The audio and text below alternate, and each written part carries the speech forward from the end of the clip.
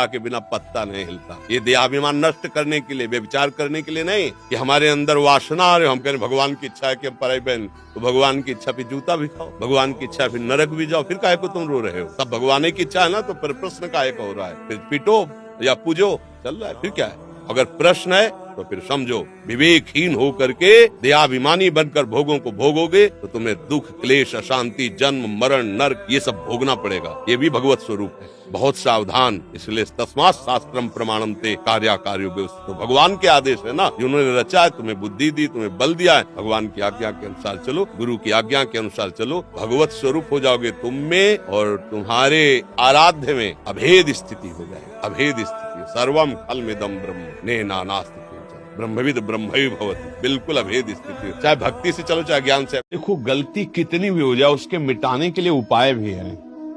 निराश नहीं होना चाहिए, हर चीज का उपाय है। शरीर नष्ट कर देना उपाय नहीं होता। जैसे कल एक बोले थे, तो ये बात हमें दिन भर कभी कभी बीच में चिंता। माता पिता से कहते हैं बस ठीक है, आपने पालन कर दिया तो क्या एहसान किया, अब मैं स्वतंत्र हूँ, जिसको चाहूंगा जैसे चाहूंगा वैसे व्यवहार करूंगा।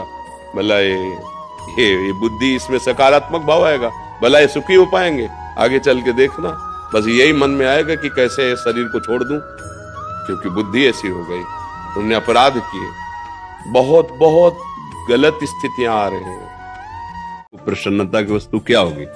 तो दौड़ के बालक लौट के आवे, छाती से लग जाए, तू मेरा बच्चा है, मेरी माया की बाजार में, पर मेरी माया है, खेल लो, जिस दिन तुम लौट कर कहोगे। ऐसा बस प्रभु की सबसे बड़ी प्रसन्नता का हेतु है, आप भ्रमित होकर के जो मैं, मेरा, तय, तेरा में लिप्त हो गए, इसे छोड़ दें और उनकी अखंड स्मृति में हो जाएं, यही प्रभु।